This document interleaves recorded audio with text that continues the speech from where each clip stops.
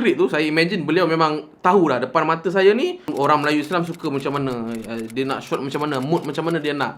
Benda apa yang orang Melayu Islam kita mudah sympathize, benda-benda ceramah agama ke, benda-benda dalil ke. Sebab tu benda tu ada dalam movie itself lah. Itu korang kena faham dulu.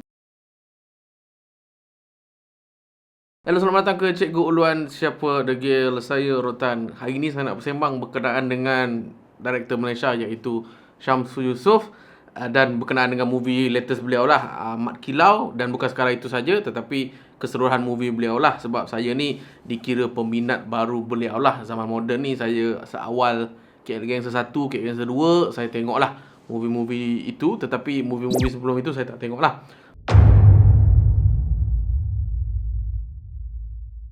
Why the movie works dan why juga pengarah macam Syamsul Yusof seolah-olah nampaknya macam beliau sahaja yang mampu pull out box office untuk movie local Malaysian ni lah kan.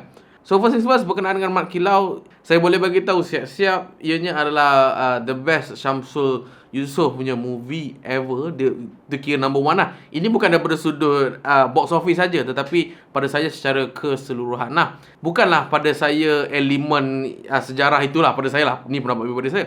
So apa yang best? Number one memang daripada segi fight scene dia lah. Fight scene dia tu, kalau once fight scene tu muncul aja, saya rasa macam amazed lah bila tengok sinematografi yang diperkenakan, I would say cara moden, tetapi di-shoot pada kononnya latar belakang ketika zaman sebelum merdeka lah kan. So korang bayangkan lah, fight scene macam KL Gangster, tapi latar belakang dia pokok, perkampungan, dengan orang kata apa, teknik kamera yang shaky camera, which is ramai yang tak setuju. Tapi saya suka gila dengan shaky camera yang Syamsul Yusof dah buat. Pada saya teknik itu sangat-sangat brilliant lah. Sampai pun say kamera itu gegar, teruk sangat, ataupun macam gegar for the sake of gegar, main gegar, kononnya macam nak nampak gempak sahaja kan. Tetapi kalau saya lah, sepanjang saya tengok movie Mat Kilau, saya rasa it's not that.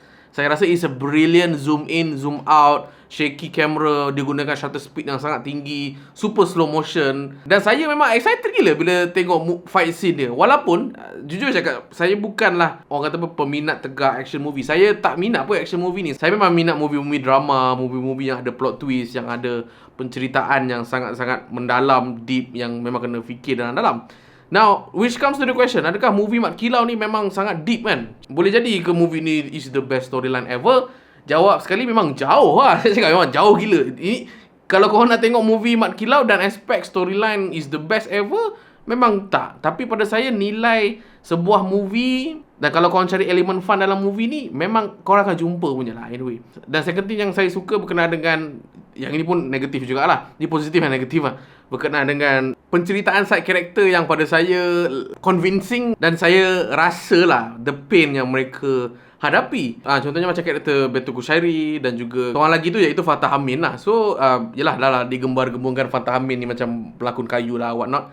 Tapi saya memang tak setuju lah. Lagi-lagi pasal movie ni, Fatah Amin punya lakonan memang super mantap.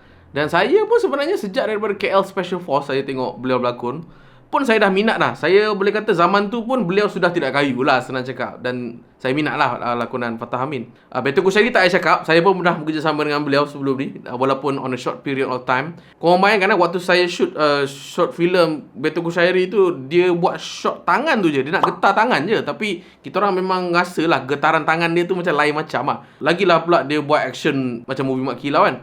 But yet again, negativity dia pada saya, kan saya cakap ada dua-dua kan, pros and cons, adalah saya rasa macam karakter Mat Kilau tu terlalu perfect, ataupun tidak ada pain yang dia hadapi lah. Macam side character mungkin dia ada pain dia tu sendiri, family dia lah, dia tersekat dekat sini, ada cabaran dia. Tapi kalau Mat Kilau ni, saya rasa macam seorang karakter yang maybe dah privilege, semua benda dah ada. Kalau ada cabaran pun mungkin ada masalah family sikit, tak banyak, sangat tak banyak. So menyebabkan kita rasa macam setiap kali dia ada dalam screen time, tak rasa apa sangat lah. Anyway, kita tak rasa macam rasa sedih ke, rasa sayang terhadap dia. Kita nampak dia ni macam seorang karakter yang macam datang sana, everything settle lah. Tapi Adiputra punya action fight, dia punya lengok-lengok silat tu memang terbaik gila lah. Itu saya memang tak nak nafikan. Itu memang saya puji gila.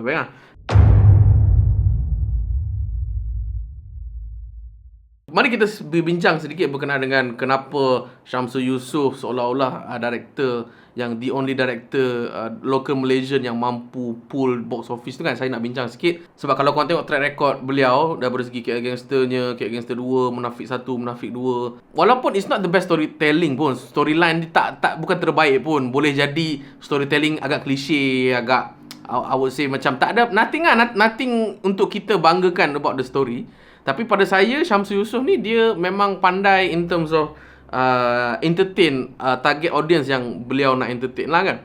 Ada orang komen kan, oh dalam movie Mak Kilau, dalam movie Munafik 1, Munafik 2, KL Gangster ni semua, kalau korang perasan betapa banyaknya dialog yang berkenaan dengan I would say trash talking ataupun bercakap dengan nada yang emosi. Sentiasa cakap dengan nada emosi kan. Kau apa hal lah? Kau jangan kacau mak aku. Nanti aku letak muka lu. Bla bla. Dia macam naik tau. Nada dia terlalu naik kan. Tapi secara realitinya kita orang Melayu tak cakap lah macam tu kan. Walaupun marah.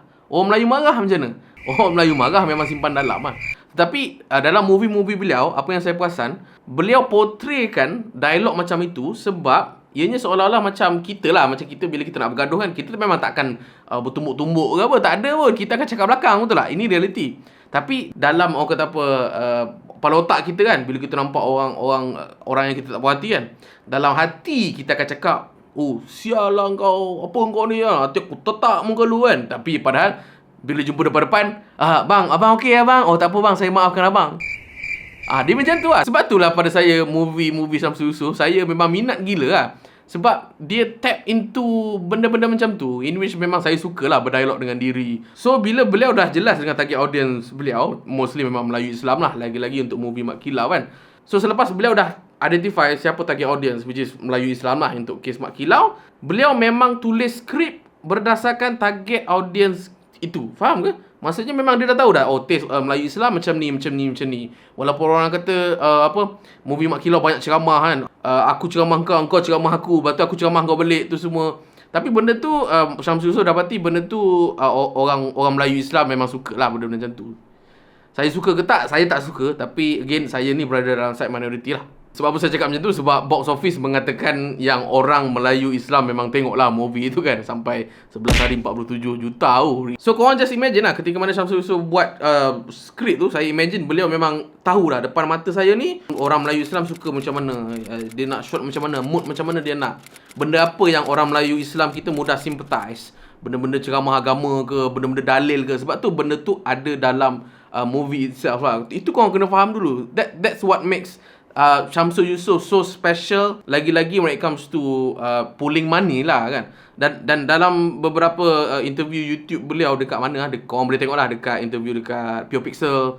Ada lah beberapa video yang saya tengok interview, nanti saya linkkan dekat link bawah.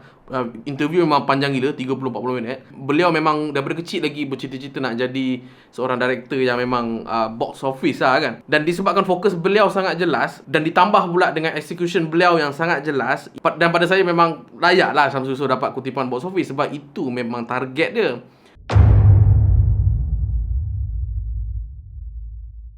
Dia macam kalau movie-movie lain lah, apa yang saya perasan. Okay, ini saya punya pendapat pribadi sajalah. Kebiasaannya filmmaker tak figure out tau target audience mereka siapa. Contohnya kalau kita buat movie-movie deep lah kan, bila kita buat movie-movie deep, siapa yang akan tengok? Okay, minority ni berapa persen? Like 10 to 15%. Ini baru orang. Tapi orang yang suka pergi tengok movie dekat wayang, daripada 15%, tinggalnya 5%. Sebab itulah biasanya kutipan memang tak berapa nak go lah kan.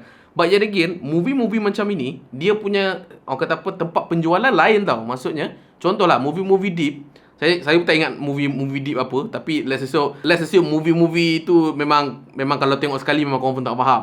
So movie macam tu, orang biasa yang bukan movie goers, dia rasa macam movie tu sampah lah pada dia. Padahal movie tu brilliant lah sebenarnya. Untuk jual movie-movie macam ni untuk negara Malaysia kita lah kan, pada saya dia kena jual movie itu dekat tempat lain. Contoh dekat film festival, ataupun dekat luar negara, bukan dekat Malaysia sangat. Untuk at least mereka dapat pulangan modal tu balik lah. Sebab berdasarkan pemerhatian saya, bisnes buat movie ni memang menjerumus ke arah kerugian lah all the time. Sebab dengan cukai je lah, dengan pawagam ambil at least 50%, dengan kutipan yang tak seberapa. So bila kita buat movie-movie deep yang mana ianya bukanlah untuk majoriti orang Malaysia, ianya untuk geng-geng minoriti macam saya memang suka movie deep. Bila orang tak datang ke wayang, for sure memang kutipan rendah, betul tak? And that's where falsafah Syamsul Yusof works very well lah. Yang memang beliau daripada awal lagi crystal clear, movie beliau memang beliau nak box office. Kutip jualan mesti kau-kau punya lah in a way kan. But yet again, adakah Cikgu Ruan nak suruh kita orang, kata apa, yang filmmaker yang tengah belajar dekat universiti ni follow jejak langkah yang Syamsul Yusof? Kena follow dari segi storytelling beliau yang tak seberapa pada saya, tetapi kutipan dia sampai box office kan. Ada je Cikgu Luan dan filmmaker dekat luar negara yang dua-dua di balance kan. Plot twist ada, at the same time box office pun okay. Ada, benda tu ada sebenarnya, tapi kita punya market Malaysia masih lagi fresh lah pada saya. Maksudnya audience Malaysia belum lagi dididik untuk menonton movie sambil berfikir. Belum lagi, setakat ni belum lagi lah for me. Feel free untuk korang buat je movie yang korang nak, tapi Syamsul Yusof banyak kali lah saya tengok dalam interview beliau cakap, kita buat movie ni atas platform apa sebenarnya? For sure business kan. So business nak apa sebenarnya? Business for sure penting kan keuntungan. Kita tarik modal tu daripada mana dan untuk apa, betul tak? Let's say lah kalau movie tu rugi, for sure nak bayar staff pun dah tak boleh, nak bayar sewa office pun dah tak boleh. So benda-benda macam tu, korang nak buat korang punya movie tu storytelling dia best, you know, semua benda nak gempak, action pun ada, drama pun ada, pelakon semua hebat, bla bla bla. Tapi sampai tahap bajet melambung, at the same time tak ada orang nak tengok, itu kita kena start berfikir daripada sekarang lah in a way kan.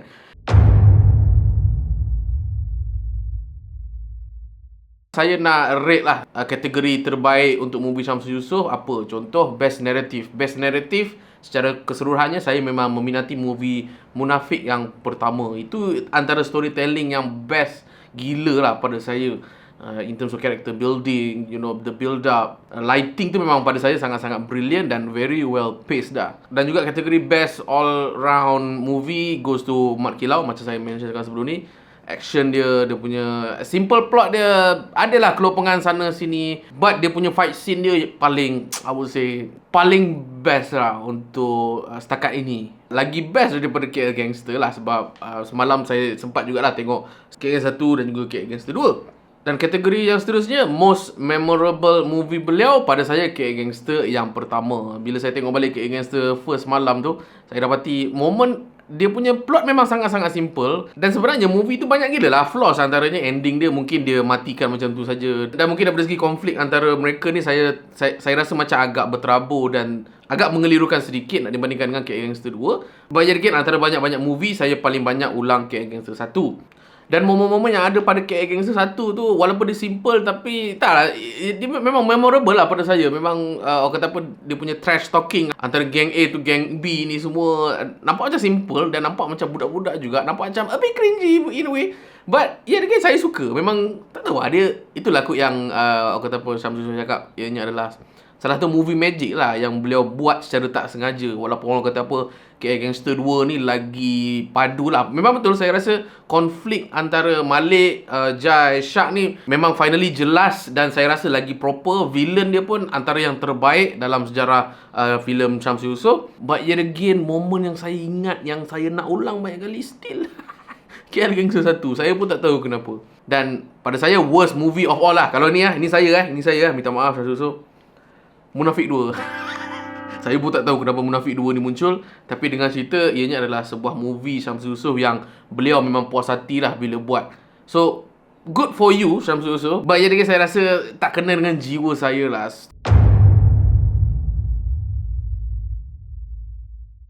Dan sebelum saya nak endkan video ni, kenapa saya suka gila Syamsul Yusof? Sebab beliau banyak menceritakan insight dalaman berkenaan dengan struggle filmmaking lah. Sebab ramai yang assume Syamsul Yusof ni kan anak kepada Datuk Yusof Aslam kan. Kononnya macam, oh dia ni boleh lah kau ni anak Datuk lah, kau ni anak filmmaker, dapat duit daripada bapak kan, apa semua kan. But yet again, kalau korang dengar interview beliau cakap, beliau pun menghadapi masalah yang sama. Number one, for sure, budgeting. Dan untuk video-video interview yang saya dah bagi link tu kan, korang kena tengok dan korang dapati beliau akan share lah berkenaan dengan sebenarnya marketing Mat Kilau tu like what, 300,000, which is murah lah, sebenarnya murah. Yang mana orang assume macam, oh boleh lah bapak kau tembak marketing banyak-banyak juta-juta tu semua kan. Tetapi beliau pandai lah. Saya anggap beliau ni pandai jugalah costing dalam membuat filmmaking. Beliau memang, kata apa, jagalah budgeting tu. Walaupun contoh macam orang dok komplain pasal, kenapa drone shot dekat Mat Kilau tu teruk sangat kan, apa semua kan. Beliau bukan tak nak buat. Itu apa yang beliau kata lah. Beliau kata kalau nak tambah baik kualiti, memang like what, kena tambah like 200,000 tu semua. Tetapi beliau kata apa, terpaksa tutup sebelah mata je lah, for the sake of kita nak terbitkan Mat Kilau tu dengan bajet yang sedia ada lah. Saya pula memang pernah lah ada pengalaman buat short film untuk industri. Pernah buat video komersial untuk industri. Pernah bekerjasama dengan Beto Kushari. Saya dapat rasa yang apa yang Syamsul Yusof kongsikan kepada kami semua dekat dalam video-video YouTube, dekat dalam media, sangat-sangat membantu saya lah in terms of memahami struggle sebenar filmmaker di Malaysia ini. Dan saya berterima kasih lah kepada Syamsul Yusof. Even though interview dengan Pure Pixel tu agak, I would say, lama kan, sejam 40 minit dan semua, tapi saya tengok daripada awal sampai habis bang. Sebab banyak gila lah apa yang abang Syamsul Yusof cakap tu, membuka mata saya lah berkenaan dengan persepsi yang mengatakan anak filmmaker boleh lah berjaya sebab bapak dia director, bapak dia producer. Tapi benda tu not entirely true lah. So itu saja untuk video kali ni. Apa lagi juga saya tahu berkenaan dengan video shooting ke ataupun video editing ke, korang boleh Roger dalam ruang komen di bawah. Itu saja daripada saya Cik Guluan. Siapa lagi? Saya Rotan. Bye.